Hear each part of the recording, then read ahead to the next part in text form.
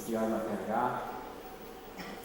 E a gente acredita que a ECMO salva a vida, sim, em casos selecionados, e esse CPR é, assim, um futuro que a gente tem que ter, né, um olhar à frente, entendendo que tem suas limitações, seus custos, mas eu gosto de lembrar do Lionel Lanho, quando eu perguntei para ele no ano passado no CDMED, e aí, o custo, gente? Vamos falar de custos, que é caro, né? Ele falou assim, não importa, esquece o custo, isso se paga. Com doações de órgãos e pessoas que voltam a viver. Então eu queria agradecer muito aos parceiros para essa atividade acontecer. Dr. Ian Ward, que não está aqui com a gente no palco, mas ajudou muito na construção do simulador e ele foi a primeira pessoa com quem eu conversei a respeito disso. A doutora Hélio Pena, que também foi conversado a respeito, e os dois nos colocaram em contato com 3 pessoas maravilhosas aqui, Gabriel Diniz, Júlia Santoro e Helena Castro, né, 3 intensivistas excelentes lá de São Paulo. Agradecer ao Thiago Lobato, que forneceu de última hora, salvou, porque a gente tinha uma outra ideia sobre o modelo de simulação e conseguiu para a gente modelos que funcionaram de maneira brilhante. E um agradecimento especial também ao Lionel Lanho, que juntou a gente até altas horas ali numa salinha para a gente conseguir dar conta de todo o circuito e fazer isso aqui aparentemente dar certo. E um agradecimento à FAES, a equipe do SAMU que está aqui, Elimar Leopoldo, Paulo e Bruna Vidal, que estão aqui com a gente. Então, a gente tem um somzinho de sirene?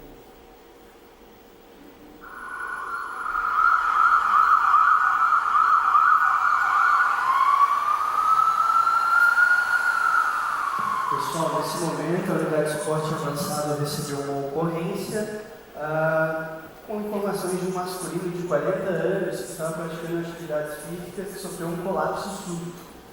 Ele foi ressuscitado por populares que estavam no local, iniciaram um suporte básico de vida e a gente teve um tempo de resposta muito bom, de próximo de 5 minutos do colapso. Eu vou descer. Nesse momento a equipe de suporte avançado vai chegar na cena, vai confirmar a parada cardiorrespiratória, o paciente ele não responde, ele não respira e ele não tem pulso. Por favor, inicie as compressões torácicas para nós vamos conectar as passes do nosso desfibrilador para checagem de ritmo. Compressões torácicas.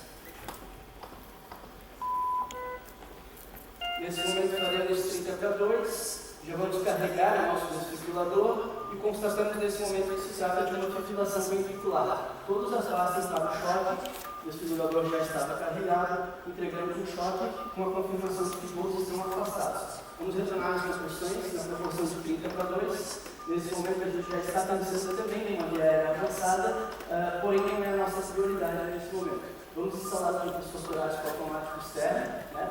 Nesse momento, em uma questão de simulação, a parte da base já está atrás do paciente, nós estamos instalando a parte anterior do compressor. A gente vai fazer a ligação dele.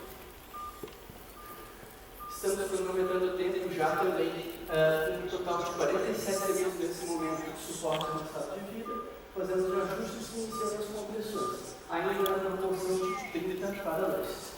Vamos pegar um acesso já no nosso paciente. Acesso aqui.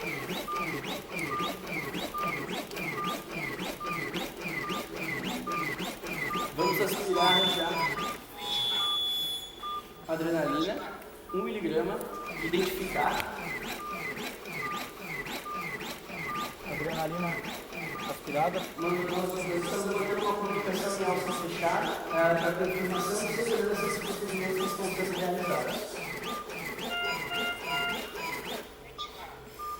As ventilações estão sendo efetivas sem a necessidade nesse momento de uma via aérea avançada.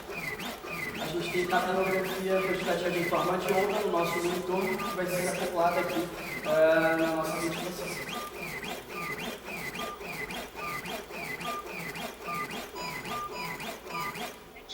Segundos para checagem de ritmo. Pausa nas compressões. Checamos. Constatamos que se trata de uma fibrilação ventricular. Vamos aplicar um novo choque. Ele já estava carregado. Nós desfibrilamos. Vamos retornar as compressões. Nesse momento, realizaríamos uma via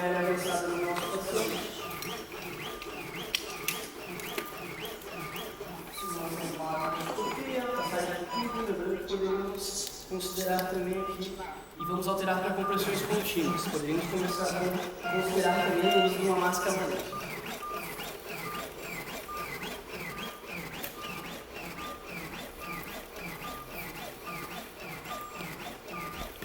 Estamos no disparador 245, do início de suporte à prestação de vida. Utilizando todas essas simulações, vamos administrar adrenalina 1 mg, seguida de flush de 20 ml fisiológico e elevação do médico. Administrado adrenalina. Confirmação da conduta realizada. 3 minutos total de reanimação. Realizado flush. Elevado mesmo.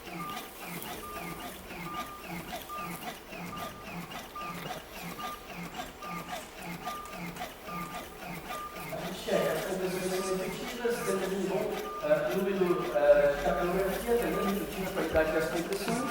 Estamos mantendo as insolações na proporção de 1 a cada 6 segundos, sincronizadas com as compressões torácicas.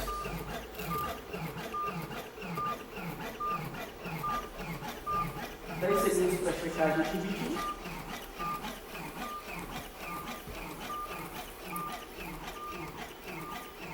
Vamos carregar já nosso aparelho, pausa, confirmamos novamente uma fibrilação ventricular, todos se afastem, vamos desfibrilar nosso paciente, vamos conectar a fonte de oxigênio, chocar, retornam as compressões, retornam as ventilações. Vamos administrar 300 mg de amiodarona. Amiodarona aspirada. Confirmação da medicação. Realizar amidarona. Confirmação da ação. Após alguns exercícios, entramos em contato com o assistente por entender que o paciente tem legitimidade para a técnica. Entramos em contato, confirmamos a satisfação de paciente dentro do centro e a possibilidade de deslocamento com essa vítima em segurança e em continuidade com os esforços de ressuscitação cardiopulmonar. Após a afirmação com a central de regulação, iremos proceder com esse deslocamento para esse centro. Nesse momento, estamos mantendo todos os esforços de ressuscitação avançados e suporte avançado de vida cardiovascular.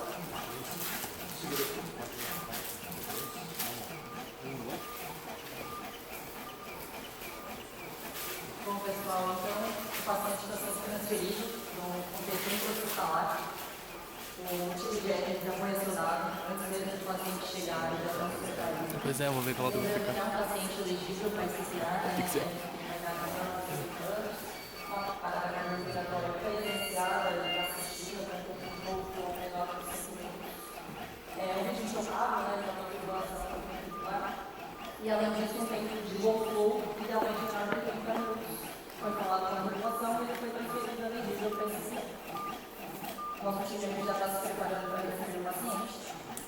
Lembrando que o circuito já está pronto, ele já está carregado. Os circuitos podem ficar carregados mais ou menos até meses se não tem risco de infecção. Então, quando o paciente chega, é o tempo de anular e já colocar ele para funcionar. Nesse caso, se você não parar da carga respiratória, a arritmia perinatorial, você não vai ter coração pulmonar. Consigo passar para o outro lado só? Por favor, obrigado. E aí, retorno oxigenado do marcador. Vai passar o coração pulmonar, depois o suporte continua e respiração.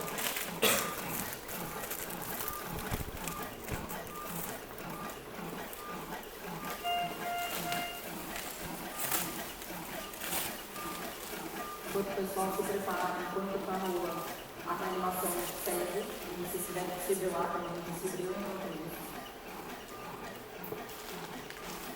O ideal é o paciente estar canulado em apêndice. Em relação à função, geralmente uma coisa judiciária que for mais fácil. Se precisar funcionar a veia e a artéria do mesmo lado, tudo bem.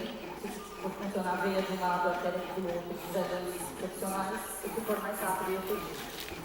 Pode ser funcionado por visualização com ultrassom, em caso às vezes de parada que não consegue identificar, pode ser visualização direta por necessidade.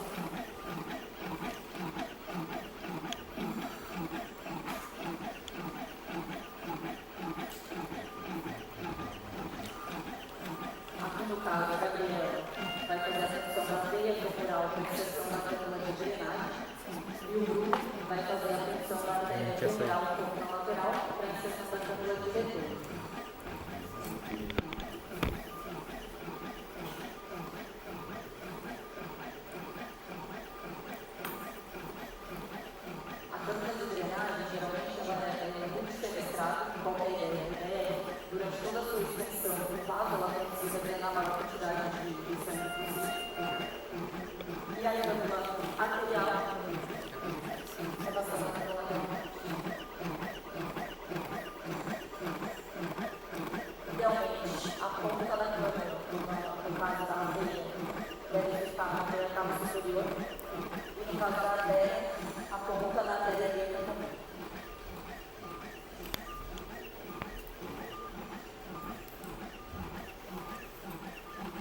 No contexto de CPR, a gente acaba não passando por perfusão distal na artéria femoral. Quando o paciente estiver mais instável, o ideal é fazer essa função para garantir a perfusão distal do meio, que foi anulado a cânula de retorno na artéria. Para evitar que a cânula ocupa o fluxo de sangue distal e retorno exterior. Mas no contexto de parada cardiorrespiratória e CCR, isso vai atrasar um pouco a condução e efeito em muitas vezes.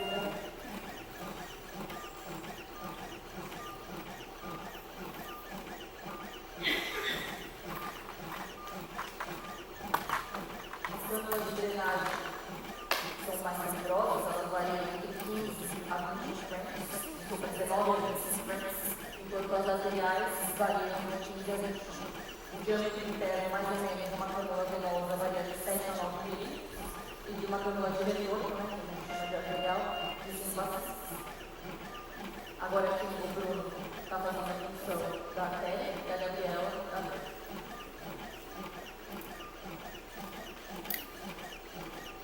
O circuito já fica ali preparado, e aí a Helena vai entregar para eles a parte esterilizada e o resto todo já está pronto para começar a mudar a circuito. Enquanto isso, a sombra de sério.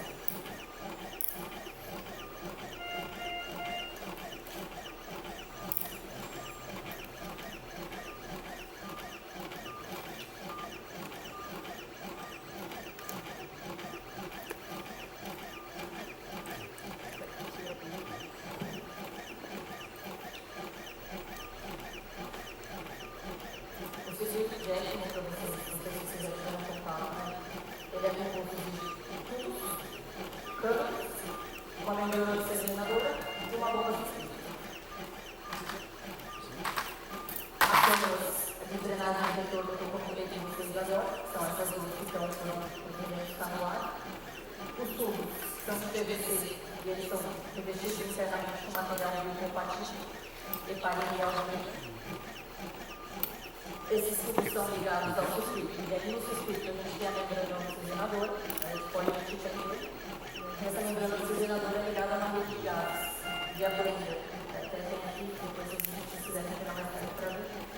Esse blender é conectado à rede de gases, e é por lá que a gente regula quanto que vai receber de quanto de gás. E a bomba centrífuga, ela é acoplada ao console, que é necessário em si. E é por via desse console que a gente coloca quantas rotações por minuto a gente quer, a fim de conseguir o fluxo de sangue que a gente está esperando. Num paciente em CCR, o déficit cardíaco total do paciente é o fluxo de sangue que a ECMO está oferecendo. Se a gente colocar 3.000 rotações dando 4 litros de fluxo, esse é o déficit cardíaco do paciente que está parado. Quando ele recupera, se ele volta à sua situação espontânea, o déficit cardíaco total dele é o nativo, por menor que seja, mas é como está aparecendo. Essa parte é importante, para não deixar entrar nem um pouco de ar no circuito. Então, sempre fica alguém injetando soro para quando conectar e colocar para rodar, não entrar nenhuma bolha de ar, porque o carro vai morrer nesse centro. E nem começar a ajudar. Agora fizeram aqui. Arterial venosa. E agora eles dão a ordem para a Helena desbloquear. Pode suspender as compressões? Depois que ela desbloqueia, ela liga o console e coloca ele para funcionar. Só gira. Se o paciente não tiver liberado as circulações espontâneas, vocês vão ver que ele não vai ter curva de fluxo. Ele vai seguir com uma linha reta E a perfusão dele vai ser uma tubo linear e o precisa totalmente pela ECMO. À medida que ele vai recuperando, se ele volta às circulações espontâneas, ele tem aumento na capilografia, aumento na curva de pulsos, aí ele começa a ter o déficit cardíaco dele e daí.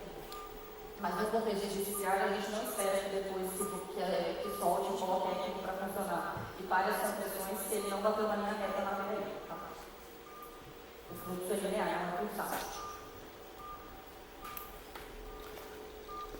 Voltou.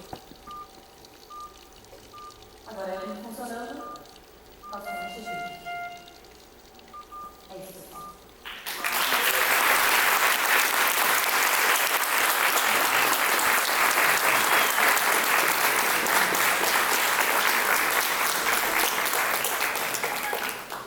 Alguma dúvida? A gente fez tudo meio rápido, mas eu sei que tem que ser rápido mesmo. Não sei se vocês têm alguma pergunta do circuito, alguma parte que ficou muito rápido. O microfone morre aqui pro pessoal.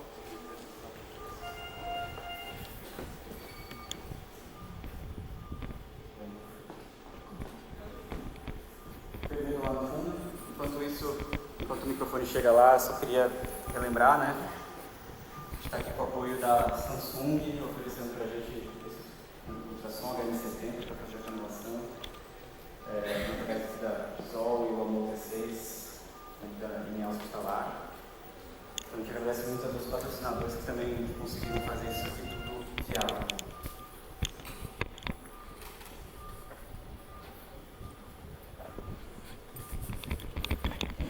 Olá pessoal, acompanho o trabalho de vocês assim, de CDR pelo Instagram, não é algo que você aqui pessoalmente, mostrando literalmente como vocês fazem nos cursos.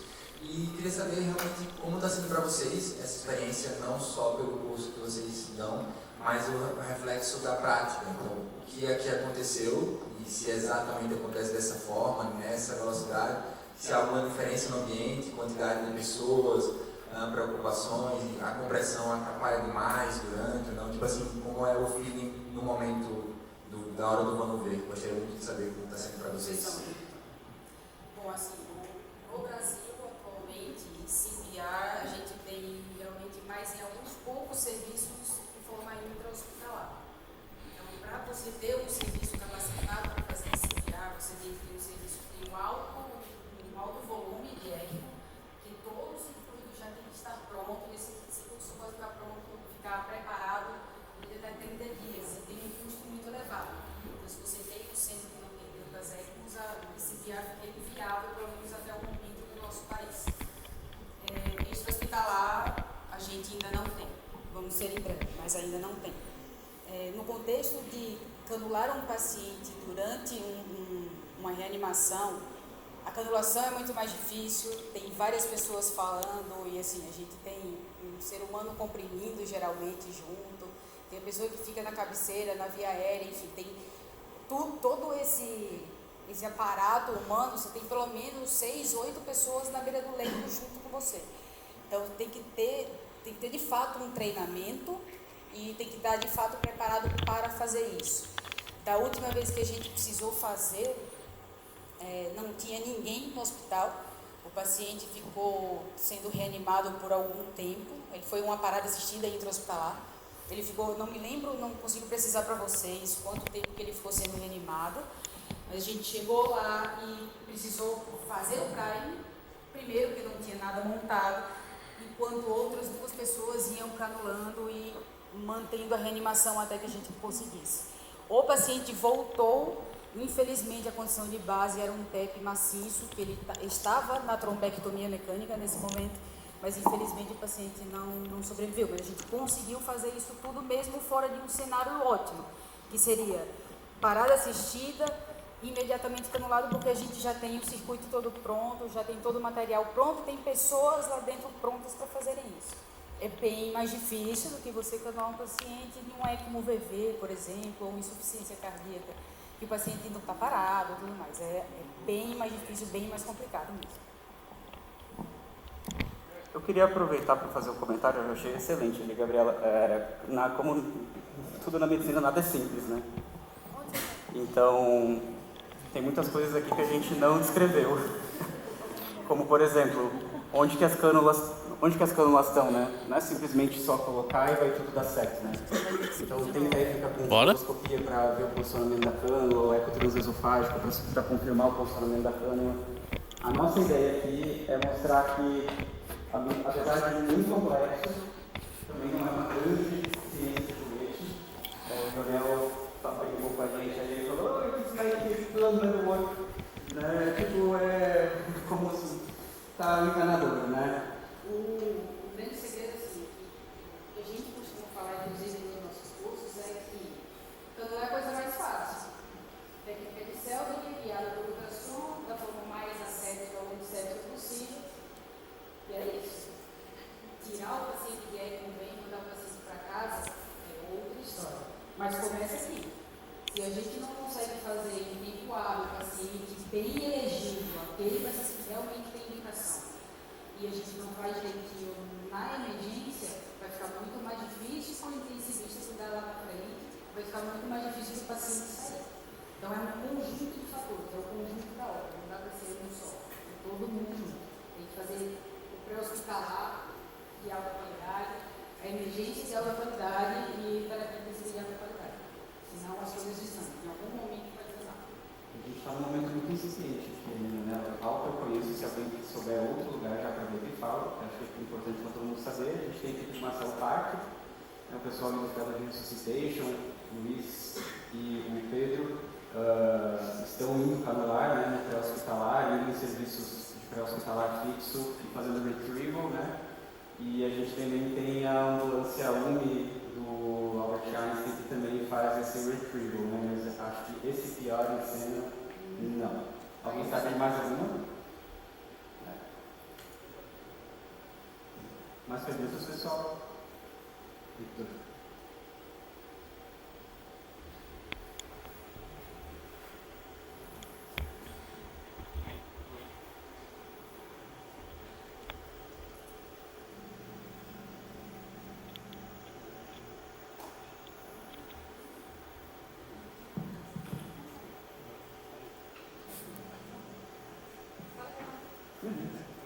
Gente, eu sou o Victor de Barretos. Parabéns pela demonstração. Eu fiquei só pensando em uma coisa. A gente até tem aqui no Hospital do Amor, para cirurgias cardiovasculares, tudo. A gente, eu acho que por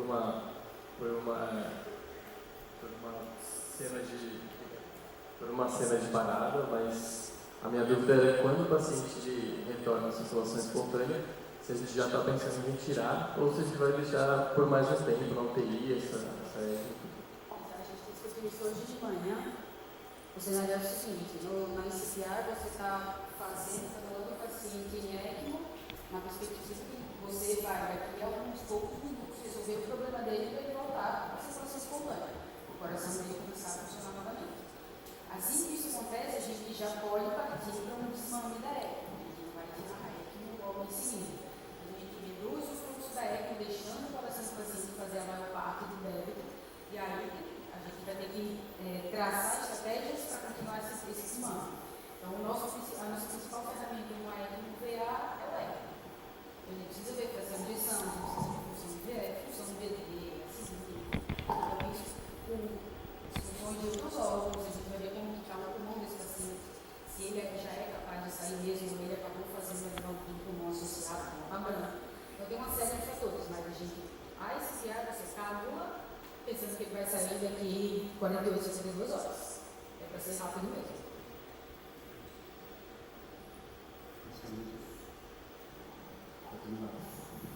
Pessoal, a gente tem que se encaminhar para o encerramento aqui no palco. Eu queria agradecer imensamente ao Zero de São Paulo só para isso. Então, eu agradeço muito de coração, Helena, Júlia, Gabi, a equipe do SAMU, Bruno, Paulo e Alemar. Agradeço demais a todos os outros colaboradores, a Betty também que forneceu o Rotaflow, a membrana e o circuito. Então, muito obrigado a todos. Assim, a gente vai fazer uma fala de encerramento aqui e a gente vai desmontando a parafernália toda. Muito obrigado.